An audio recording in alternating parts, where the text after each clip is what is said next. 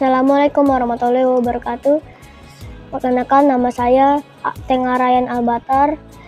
Saya di sini ingin menceritakan kisah Nabi Zakaria.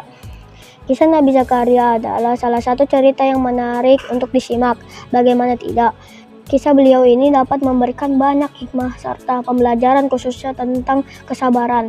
Ya, Nabi Zakaria ini merupakan nabi yang terkenal dengan kesabarannya. Beliau tidak dikaruniai anak sampai usia senja. Namun, beliau pun adalah seorang yang tidak merasa putus asa akan ketentuan Allah Subhanahu wa taala. Sampai pada akhirnya Allah Subhanahu wa taala memberikan beliau dan istri seorang anak, kemudian dikenal sebagai Nabi Yahya.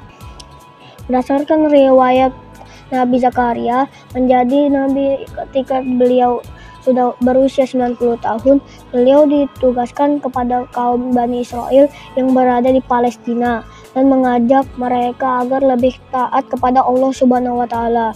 Bagaimana yang sudah diketahui, Bani Israel itu adalah kaum pembangkang yang sulit kali diajak menuju kebaikan. Bahkan Allah Subhanahu wa taala sudah berulang kali mengutus nabi agar mereka mau berubah.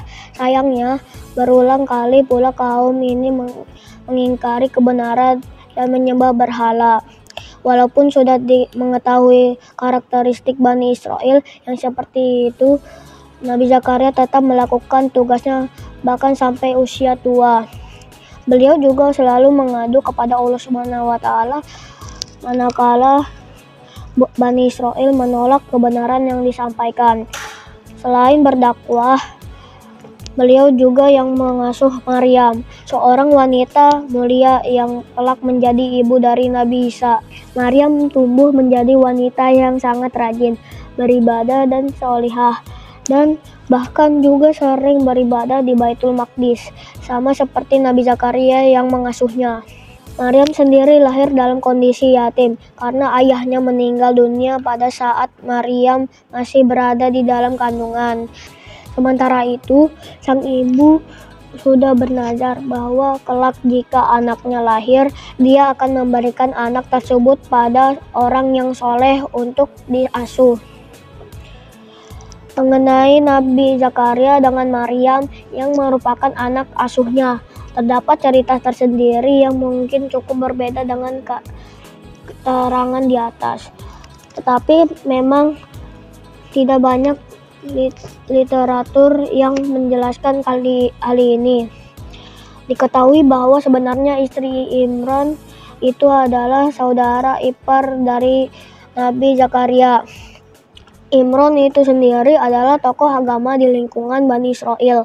Ketika istrinya tengah mengandung, Imran sendiri sudah meninggal dunia. Hal ini membuat masalah baru muncul khususnya terkait dengan orang yang akan menjadi pengganti Imran sebagai ayah untuk bayi dalam kandungan istri Imran.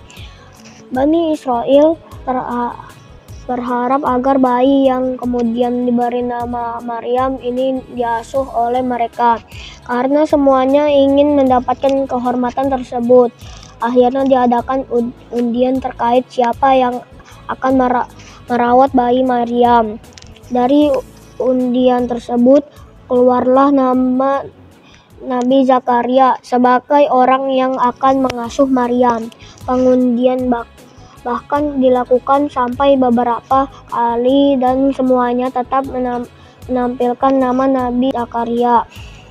Atas hasil undian ini, Bani Israel akhirnya rela Maryam diasuh oleh Nabi Zakaria.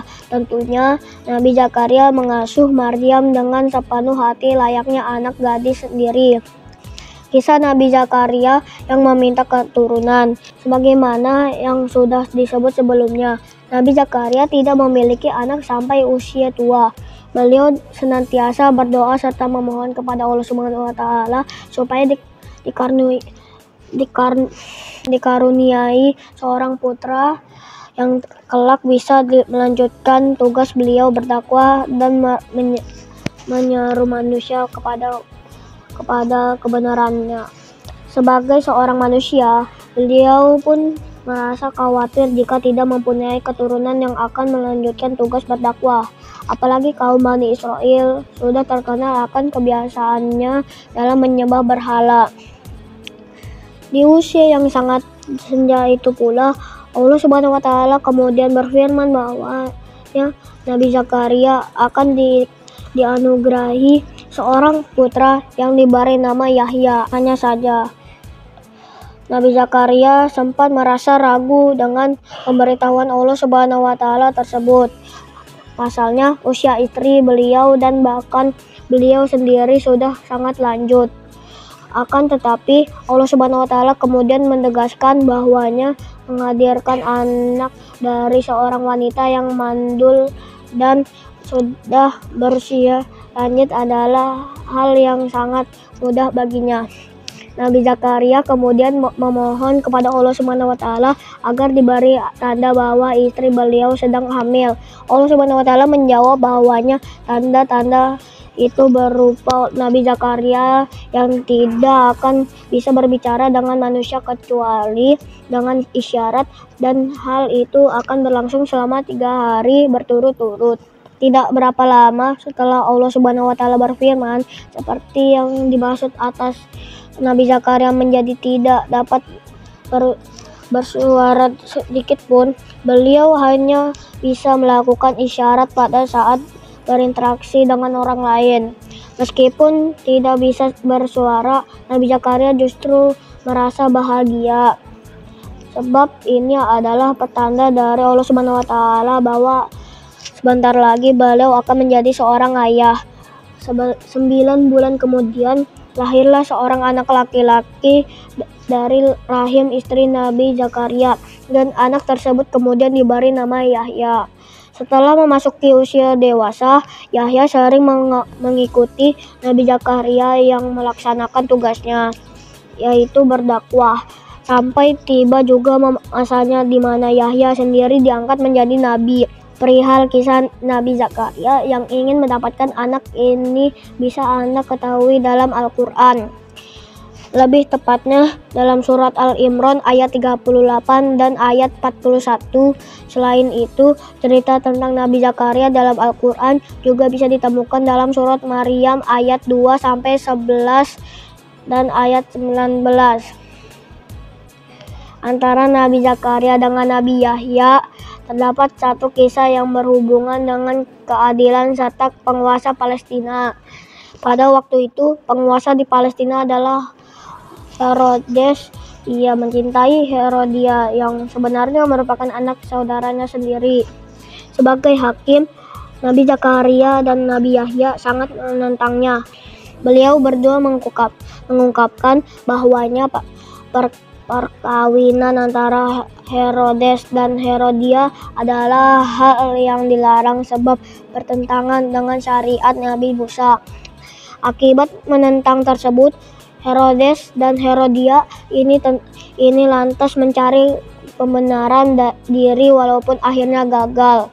Si penguasa Palestina kemudian malah menyuap sekaligus mengancam 2 nabi yang dimaksud. Hanya saja baik Zakaria maupun Nabi Yahya sama-sama tetap pada pendirinya. Akibatnya Herodes menjadi marah lalu memerintahkan prajuritnya untuk menangkap sekaligus memasukkan Nabi Zakaria beserta Nabi Yahya ke dalam penjara. Di dalam penjara ini pun jelas Nabi Zakaria dan Nabi Yahya kembali mendapatkan ancaman serta teror. Walaupun begitu, pendirian kedua nabi tidak berubah yang membuat Herodes menjadi lebih geram lagi. Dia bahkan dengan tega memerintahkan hukuman mati atas Nabi Zakaria dan Nabi Yahya. Alhasil, kedua nabi ini pun akhirnya meninggal dunia. Nabi Zakaria adalah seorang yang tidak berputus